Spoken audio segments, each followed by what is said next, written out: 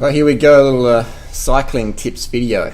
Going up Norton Summit, giving it a bit of gas. I think we did a sub, I don't know, I think maybe we did a 13:30 that day.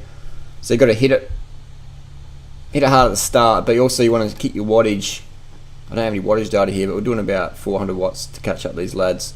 And we're just cruising on. For a minute there, we thought it was Quick Step, but it's just the local lads out for a hard ride. And Adelaide's awesome, man. It's just, you don't know who you're going to bump into, but everyone's so motivated here in Adelaide to train in the hills. You got star riders to train with in Adelaide, so you're never ever short of people to have a bit of banter with on the climb. So these lads are going pretty hard at the start, and you can look at the cadence there. Look at my saddle position, everything. You can see what's going on here. So this is Norton Summit. This is Norton Summit climb. It's 5.6. It's a pretty fast climb. Pretty fast climb. It's not steep at all, so it suits the riders who can put out big power. It's not a real climber's climb. It's a pretty fast climb, but it's a great climb to cut your teeth on cycling climbing. And it's a great safe climb. Very, very popular with cyclists. There's always cyclists here. Every morning there's cyclists. On the weekend, hundreds of cyclists. So you go between here 6 to 8 a.m. You've always got cyclists, Saturday morning especially. And so we're cruising along here, and just sitting on the back. We're doing probably about 350 watts now, sort of backed off a little bit to catch up. And it's just a bit of a tempo. It's like a tempo effort.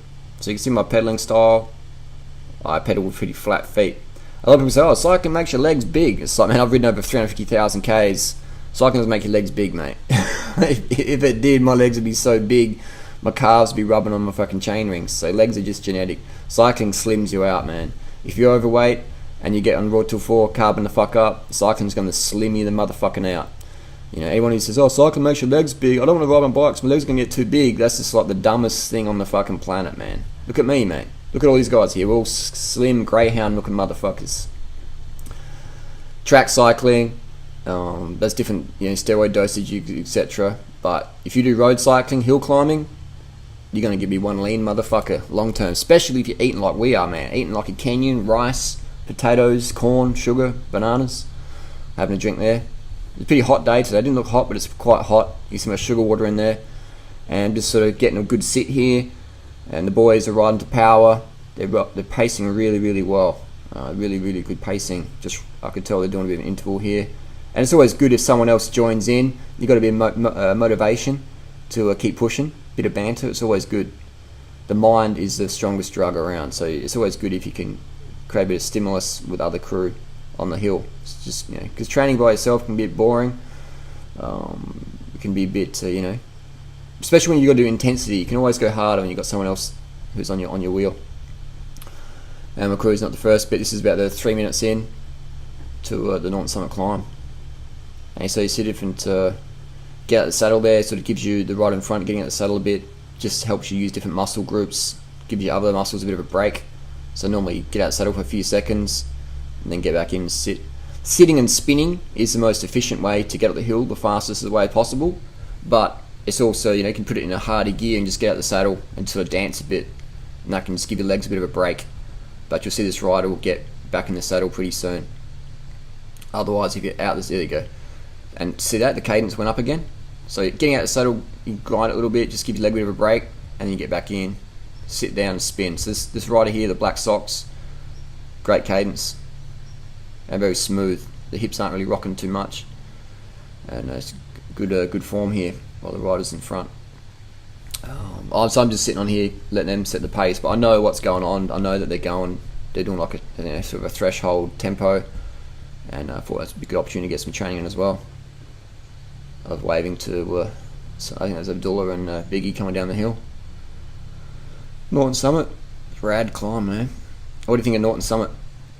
That's a good one. So this is, what are we thinking about here mentally? Just sort of staying relaxed. You can see my hands on the bars. They're just enough pressure that if I do hit a bump, I'm not going to fly off the bike, but I'm not white knuckling it.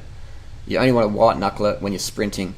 But if you're just going tempo up a climb or hard, you don't need to white knuckle it. Because if you white knuckle it, then your arms flex up, and that makes your ribs, your intercostal muscles and your ribs tense up, and then you can't breathe as much. And if you can't breathe as much, for one, you're not going to burn enough fat, because fat burns in the flame of oxygen and carbohydrate. So you want to have relaxed upper body so you can breathe, so you can get the power into your legs and also burn fat, because it takes 3 kilos of oxygen to burn 1 kilo of fat.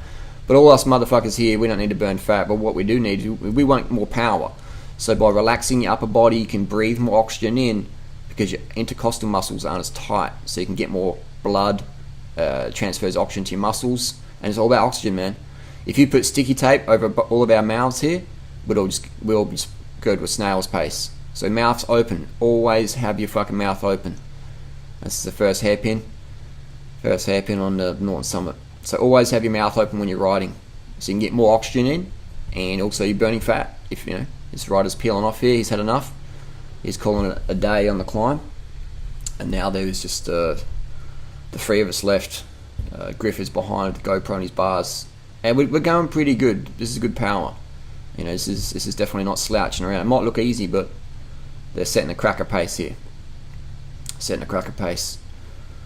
What else can we talk about? Yeah, it's all about oxygen, man. Oxygen is the name of the game. That's why the drugs used by runners and swimmers and boxers and UFC fighters, the main one, the performance one, is called EPO, erythropoietin, which is a naturally occurring hormone your body releases from your kidneys to your bone marrow to produce more red blood cells, so you can get more oxygen around. About to pass Josh Bigfoot is on the right and left there, and we're just cruising up. Oxygen, man, it's the name of the game. So you don't want to talk. If you're talking on the climb, you're doing it easy, and you want to keep breathing, keep that mouth open, and you want to go at a pace where you're about to have an asthma attack, and then you just drop it back a notch. So get to asthma attack, you and then just relax.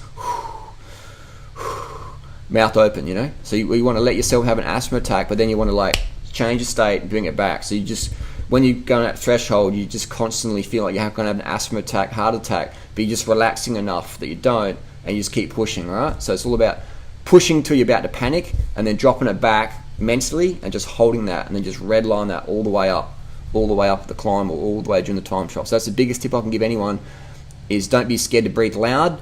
And then as soon as you're having the asthma attack, hyperventilation, then you just drop it back mentally and relax and just breathe strong, open mouth. Have your mouth open. Watch all the Lance Armstrong, watch all the crew. Big mouth.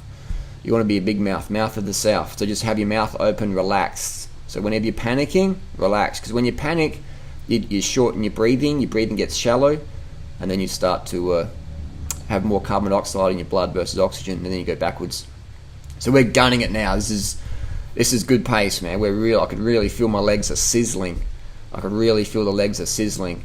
And our cameraman Griff is about to pop off here. So you can sort of, the emotions going through his head, like he'd probably be thinking, oh man, fuck this.